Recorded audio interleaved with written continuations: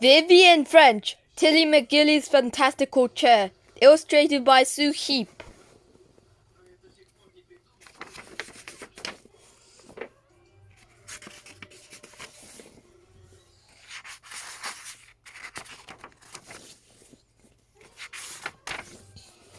Tilly McGilly lived in the very top of a tall and thin building with 82 steps on the outside. Tilly McGillies had 10 woolly hats, 9 woolly scarves, 8 woolly jumpers, 7 woolly socks, 6 woolly cardigans, 5 woolly blankets, 4 knitting aunts, 3 puffing uncles, 2 wobbly legs, and 1 Gran who was nearly fairy and who came to tea as a surprise. "Hello, Gran," said Tilly. Said Gran. "What of a whirligans?" "It's my legs," Tilly explained. "The aunts like me to keep on. Pots of tea needs keeping warm," said Gran. "Children need fresh air," Tilly cited, carrying me up and down 82 steps, making your uncle puff so. Said Gran. "We'll see about that." The aunts came hurrying in from the kitchen. "Would you like some tea, Tilly's Gran?" said Aunt Grains. "Shall we have some toast?" said Aunt Bridie. "If we had known you were coming, we would have made the special cake," said Aunt Clara. "Are you warm enough, Tilly dear?" said Aunt Doris. Said Gran very loudly, and she pulled a spotty hanky out of her pocket and waved it.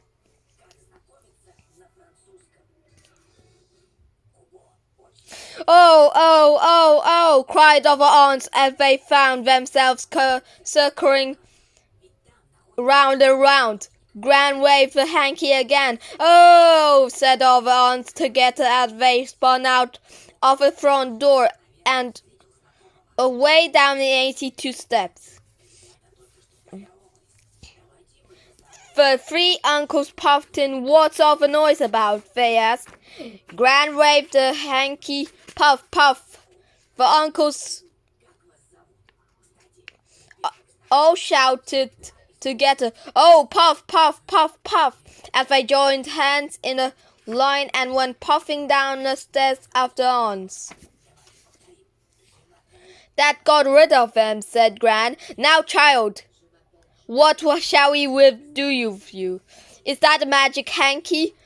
Are you going to wave at me?" Tilly's asked. "Actually, not so easy," said Gran. She started harder at Tilly's chair. "Is that comfortable?" "Yes," Tilly said, wondering what was going to happen next. Gran tapped the little red wheelchair on its back. "We can but try." She shut her eyes very tightly. "You can hop, you can skip, you can fly through the air. Tilly McGilly's Fantastical Chair." Tilly's chair gave a hop and a skip. "Hurrah!" Kenna gave a little skip herself. "Oh no, hold on tightly, Tilly." Tilly held on till the little red chair gave a nod and a cough and sprang into air. "Up, up, up!" it said in a rusty voice. "Up, up!" Gran opened the window wide. "Fresh air," she said, firmly as a chair, and Tilly flew past her. "Don't forget now." Tilly saw Gran waving as the chair soared up on the sky above the building. She wanted to wave back, but she didn't let go. "It's all right, you know," said the dusty little voice of a chair. "I won't drop you. You can wave if you want to." "Thank you," Tilly said briefly, and waved. "Whee!" said the chair, and flew up and over the roof of Tilly's thin block flats.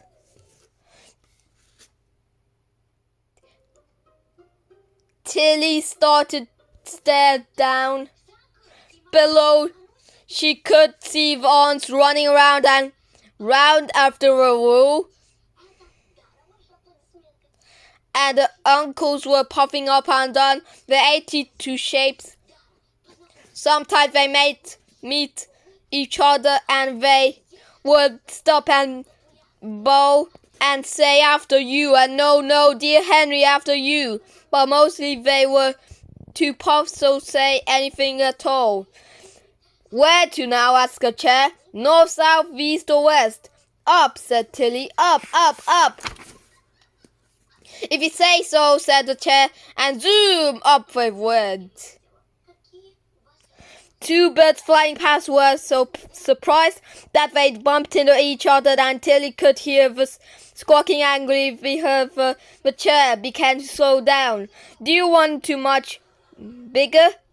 Higher? It asked a breathless voice. Tilly was about to answer when this was a loud and terrifying roar, and sometimes huge and swiftly rushed across the sky just above her head. The little red chair spun round and round in circles, and Tilly screamed and held on as tightly as she could. Dear me, said the chair, steadying itself. That was near a thing. I quite check it up. Me too, said Tilly. I don't think I like planes and crows and that. Can we go down again? We certainly can. The little red chair began to drop gently down. Down, until they were hovering just above the treetops. I can see a pond, Tilly said. Can we go and look? The chair bobbed up and down and swung Tilly through the air until they were over the pond. A group of children were busy with a fishing net and jam jars. At just the Tilly and the chair arrived, a tall girl held up a jar of small shining fish. Whatever are they catching? Tilly asked. Tiddlers, said the chair, in a know-it-all voice. Oh, shouted Tilly. Oh, look at that little boy. He's just about to fall in. Look out, do look out. Tilly shouted in such a loud voice that children jumped and looked wildly around. There was a most enormous splash. Not only the little boy, but most of the children fell into water, and they all began talking and spluttering and waving her arms about. Oh dear, Tilly said.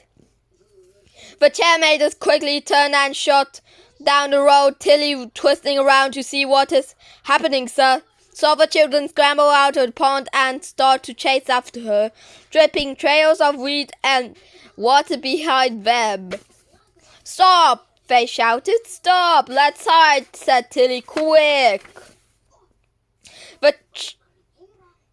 The chair swept up and over a row of shops. A woman with two girls came out of the green grocery store, so Tilly whizzed past and she let out a shriek and dropped up all her looking. The two girls fell over heaps of potatoes and cauliflower and apple and sat down on the pavement with a flump. Oh dear, said Tilly. Wait for us, shouted the little girls. The chair slid in between two houses and began to fly upwards. Where shall we go now? Tilly asked. None of the people down. They liked us very much. They kept wanting to chase us. The little chair didn't answer, and Tilly suddenly noticed that instead of flying smoothly, they were bumping from the side and up and down. What's the matter? Tilly patted the chair arms. I think the chair whizzed. That your grand's trick. It's wearing off. Should we stop? Tilly was anxious. The chair took a deep breath. Let's try to get home, I said. Perhaps I could wish us to home, Tilly suggested. No harm in trying, said the chair. Tilly shut her eyes very tightly and wished as hard as she could. I wish that Gran would send us home as fast as she can. Tilly opened her eyes. Nothing happened, but she saw a chair was flying lower and giving strange hiccups and jerks, and when Tilly sat up straight, oh look, we're nearly there. Oh, the chair gave a small sigh and lighted gently on the ground in front of a tall, thin building. What's the matter? Can't you fly anymore? Tilly patted and stroked the chair. Dear chair, we had so much fun. Oh, Tilly stared at the far end of the road. She could see a group of children and group of children all waving and rolling towards her. Behind him, a woman waving a shopping bag is those children who fell in the pond and the girls who sat on the potatoes and their mom. Oh, little chair, what shall we do? The little red chair said nothing, but Tilly felt in a give the very faintest jumping. I know. Tilly leaned forward and wiggled and slid out of the chair until she was sitting on the ground. There, now you won't be so heavy. Can you fly up and get Gran? Tell her she's got to come and help. The chair gave a little skip and a hop. Tilly held her breath and shut her eyes as hard as she could. You can hop, you can skip, you can fly through the air. Tilly McGillies' fantastical chair. There was a whoosh and a swoosh, and Tilly opened her eyes just in time to see the chair speeding up into the air. At the same moment, the children arrived and began shouting at once. Then the aunts came hurrying round the corner and stopped, asking Tilly what on earth she was doing. And uncles popped up as well. They were much too pumped to ask any questions, so they pointed out of Tilly and up to the sky. Over and over again until Tilly felt battered and muddled by all the noise and arm waving that she hid her head in her hands and wished as hard as she could what they would all go away. Whee! There was a sudden and total silence. Tilly peeped between her fingers. Gran was floating down from the top of the hall. Thin block for fans. She was sitting in a Tilly McGill's fantastical chair, and she was holding her spotty hanky. She said. Whatever going on here? Oh, Gran burned to the ears. I didn't mean to upset all these people at the odds and uncles over cross. Can't be with me. The best way to help folks forget one thing is to give her another to remember, Gran said.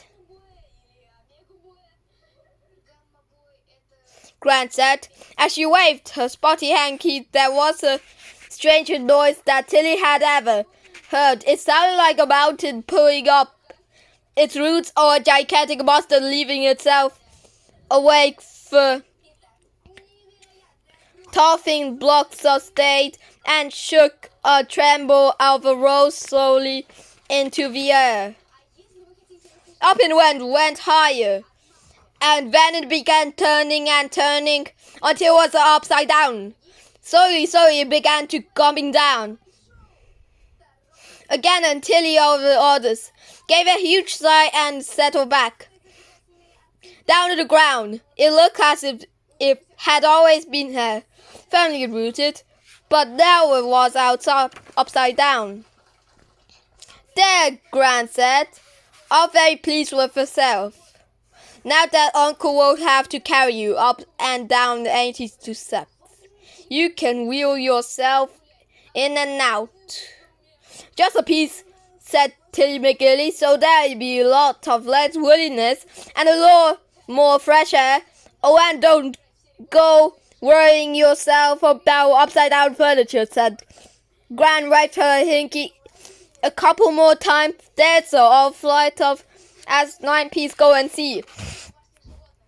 Gran held Tilly back to the little red chair, and Tilly trundled herself in a flat hair through the had been a front door at the very top of a building, but was now at front of a building.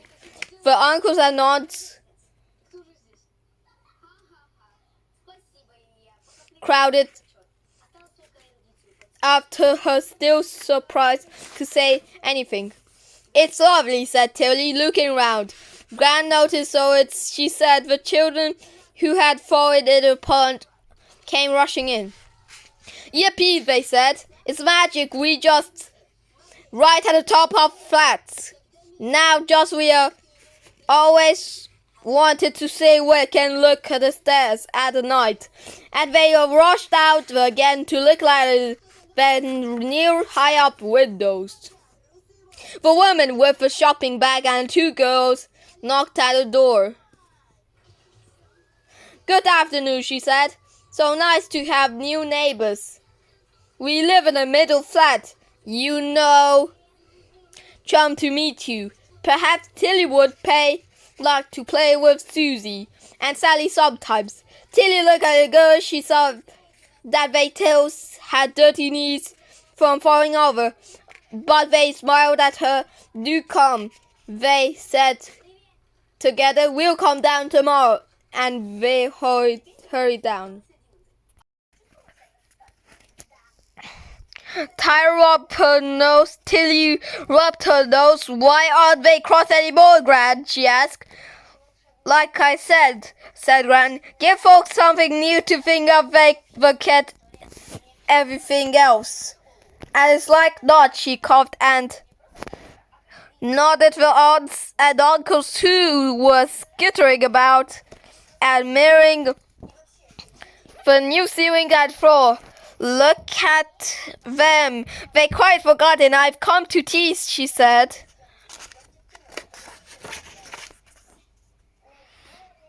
Well, Tilly said, they have been rather busy since you came. I'll make the tea for you. She went towards the kitchen and they ran back. Gran, she said, thank you very much. Said Gran, pulling her spotty hanky out of her pocket. Whoops, said Tilly, and rolled herself quickly in the kitchen. But Gran was only using a hanky to wipe her spectacles. Gran said to herself. Quietly, I'm whipping my specialities this time. But next time, use my spotty hanky.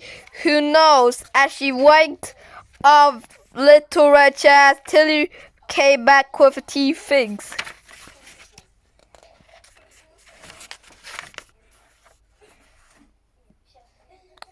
Tilly McGillies lived at the very top of a building with 82 steps, which is the best place to live when you've got 2 wobbly legs and wheelchair. But she also got a Gran who's nearly a fairy, and when she waves her hanky, well, even chairs might fly. If only all such stories were carried off with a panicky of this one. It leaped along elegantly and funnily. The school librarian. The end.